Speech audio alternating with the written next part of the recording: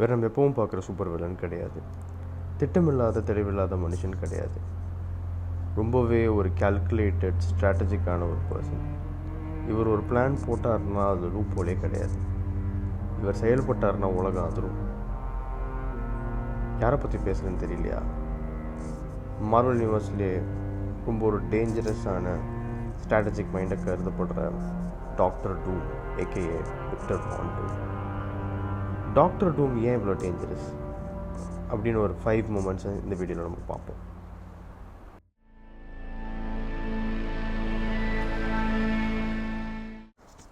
டூம் versus silver சர்ஃபர்லேருந்து ஆரம்பிக்கலாம்.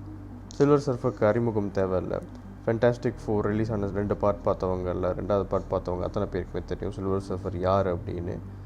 Doctor டூம் silver சர்ஃபரோட cosmic எனர்ஜியை பறிக்கணும்னு திட்டம் போட்டார்.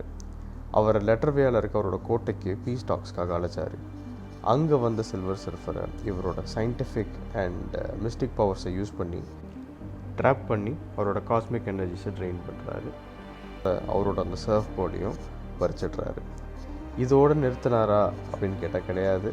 இவரோட காஸ்மிக் எனர்ஜி இவரை நம்மளோட யூனிவர்ஸ், நம்மளோட ஏர்த்லேயே ரொம்ப ஒரு பவர்ஃபுல்லான கேரக்டராக மாற்றுது. ஏன் தி மோஸ்ட் பவர்ஃபுல்லாக கேரக்டரை கூட மாற்றுது. அங்கேருந்து அவர் அடுத்து சில்வர் சர்ஃபருக்கு அடுத்து கேரக்டர்ஸ்க்கு குறி வைக்கிறாரு. சீக்ரெட் வார்ஸ் மார்வல் காமிக்லேயே ரொம்ப ஒரு முக்கியமான ஈவெண்ட் அதை கருதப்படலாம்.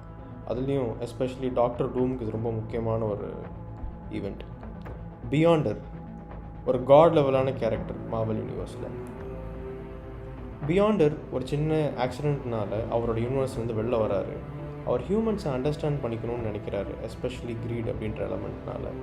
அவர் என்ன பண்ணுறாரு, பியாண்டர் ஒரு பிளானெட்டை க்ரியேட் பண்ணி அந்த பிளானெட்டில் எல்லா ஹீரோஸ் வில்லன்ஸ் எல்லாத்தையும் டெலபோர்ட் பண்ணி அவர் அவங்க எல்லாத்தையும் ஒருத்தரோட ஒருத்தர் கம்ப்ளீட் பண்ண வைக்கிறாரு. அதில் டாக்டர் டூமும் ஒருத்தர். டாக்டர் டூம் மிச்சவங்கள மாதிரி அடிச்சுட்டு சாகாமல், ஏற்கனவே நம்ம சொன்ன மாதிரி அவரோட சயின்டிஃபிக் மைண்டை யூஸ் பண்ணி அப்சர்வ் பண்ணுறாரு. கரெக்டான நேரம் வரப்போ பியாண்டரே வீழ்த்துறாரு. டாக்டர் டூம் பியாண்டரோட பவர்ஸ் அப்சர்வ் பண்ணி அவரே ஒரு காட் லைக் ஆம்னிபோட்டன்ட் பீயிங் ஆகிறார். தானோஸ், செலஸ்டியல்ஸ், கெலாக்டஸ் அந்த லிஸ்ட்டில் டாக்டர் டூம் அப்படின்னு ஒரு புது பேர் ஆட் ஆகுது. பல வருஷத்துக்கு அப்புறம் டாக்டர் டூம் பியாண்டரோட பவரை இழந்துடுறாரு. மல்டிவர்ஸ் அழிஞ்சிட்டு வருது. பியாண்டர்ஸ் ஏர்த்தை இன்வைட் பண்ணுறாங்க.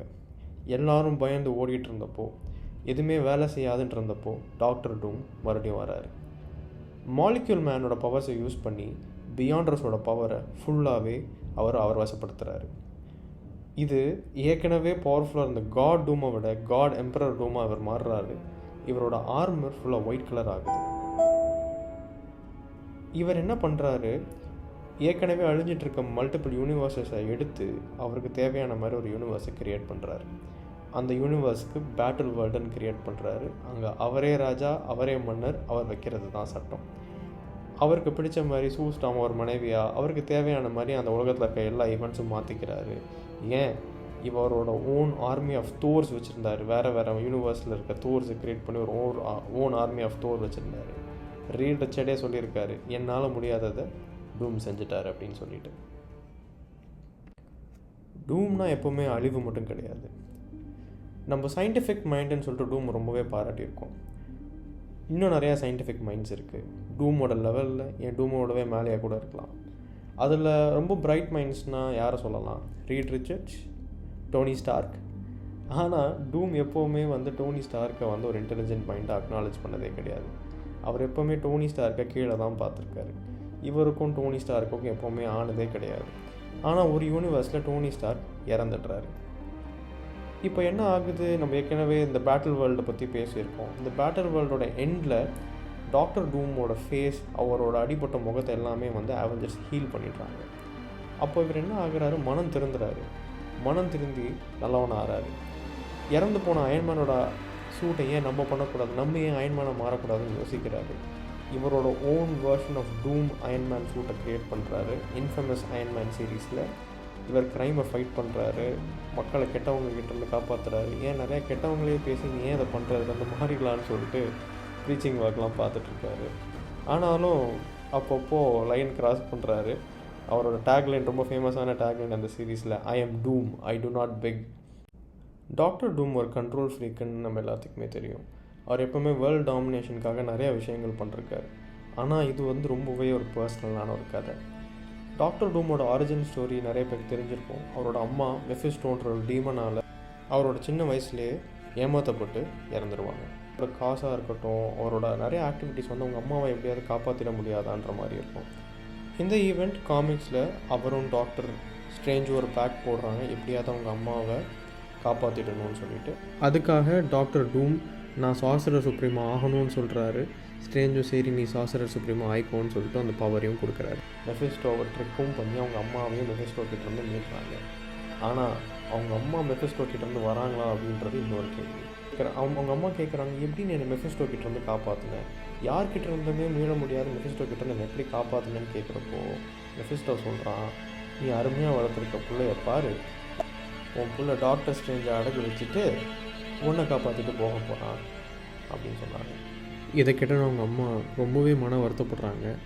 இப்படிப்பட்ட புள்ள ஒரு ஏமாத்துக்காரனா என் பையன் இருக்க வேண்டாம், அப்படிப்பட்ட பிள்ளையே எனக்கு வேண்டான்னு சொல்லிட்டு அவங்க அம்மா மறுபடியும் மெஃபிஸ்டோட்டே போயிடுறாங்க. டாக்டர் ஸ்ட்ரேஞ்சும் டாக்டர் டூமும் வெறும் கையோட திரும்பி வந்துடுறாங்க. விக்டர் வான் டூம் ஒரு ரொம்ப காம்ப்ளெக்ஸான ஒரு கேரக்டர். அவர் ஒரு சர்வாதிகாரி, ஒரு பயங்கரமான டெக்னிக்கல் ஜீனியஸ், ஸ்ட்ராங்கஸ்ட் சார்சரர்ஸில் அவர் ஒருத்தர். இந்த உலகத்தையே காப்பாற்றக்கூடிய ஒரு சிலரில் அவர் ஒருத்தர். அதாவது அவரை தவிர வேறு யாராவது நம்பினா.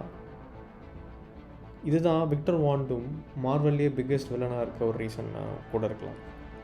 ஆனால் டீப் டவுன் அவர் சரியாக இருக்கலாம். உங்களோட ஃபேவரட் டாக்டர் டூம் மூமெண்ட் என்ன? கமெண்ட்ஸில் சொல்லுங்கள்.